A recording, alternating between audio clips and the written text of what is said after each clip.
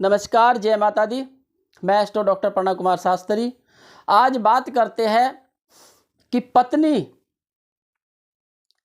और माता पिता दोनों में से किसका स्थान बड़ा है और किसकी स्थान कहाँ कहाँ है। एक मनुष्य होता है, एक बेटा, यानी कि उसके लिए माता और पिता और पत्नी दो हिस्से बन जाते हैं। एक तरफ माता पिता होते हैं, एक तरफ पत्नी होती है और बच्चे होते हैं। मैं आज सभी को ये बताने जा रहा हूं कि इन दोनों में किसका स्थान कहाँ होता है। हमारे जीवन में दोनों ही अहम भूमिका है, दोनों की।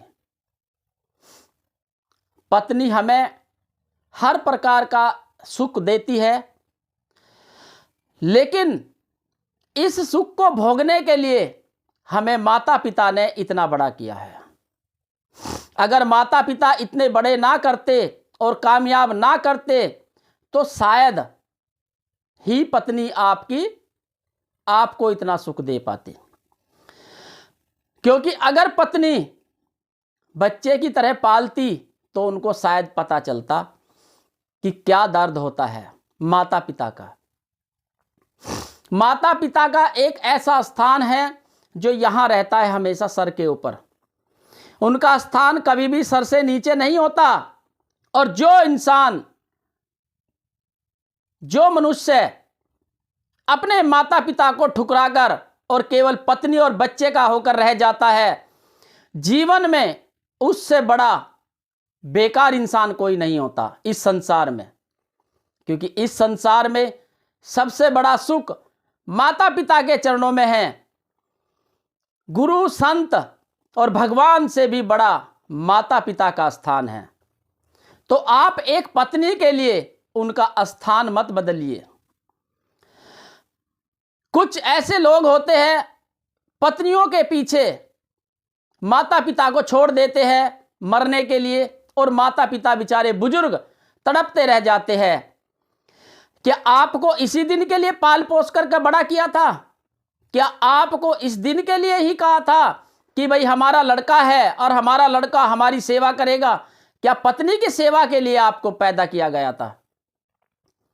माता पिता हम ये भूल जाते हैं कि आज वे बुजुर्ग है तो कल हम भी बुजुर्ग होंगे। जो हम करते हैं वो हमारे सामने आता है। अगर हम कहीं भी जाते हैं और किसी नाई की दुकान पर जाकर कहते हैं कि मेरे बाल कितने बड़े, तो नाई बोलेगा, जिजमान 2 मिनट रुकिए, आप अभी कटकर सब नीचे गिर जाएंगे, तब आप देख लेना कितने बड़े बाल आपके हैं। तो यही बात होती है, अगर बोया पेड़ आम का तो बबूल कहां से आएंगे, और बोया पेड़ बबूल का तो आम कहां से आएंगे। ध्यान रखना आप मेरी बातों को। मेरी बातें थोड़ी कड़वी होती है, मैं कड़वा बोलता हूं क्योंकि मैं माता पिता का भक्त हूं। मैं माता पिता से ज्यादा किसी को नहीं मानता इस संसार में। मेरे लिए देवी देवता भी दूसरे स्थान पर है और परिवार मेरा तीसरे स्थान पर है। सबसे प्रथम मेरे माता पिता, उसके बाद भगत, जो भी मेरे गुरु और भगवान, वो मेरे दूसरे स्थान पर, और तीसरे स्थान पर मेरा परिवार, और चौथे स्थान पर बाकी सब दुनिया। यही इंसान को होना चाहिए। कुछ ऐसे भी लोग होते हैं, शर्म आती है कहते हुए, जो एक पत्नी के लिए अपने माता पिता बीमार को छोड़ करके आप अय्याशी करते घूमते रहते हैं। बहुत गलत बात है। जीवन में आपको भी संतान दी है तो शायद आपके भी आगे ऐसे ही मिलेगा होने का। जब हम जवान होते हैं तो लगता है हम तो सब कुछ कर लेंगे, हमें किसी की जरूरत नहीं, हम किसी पर सेवा नहीं कराएंगे।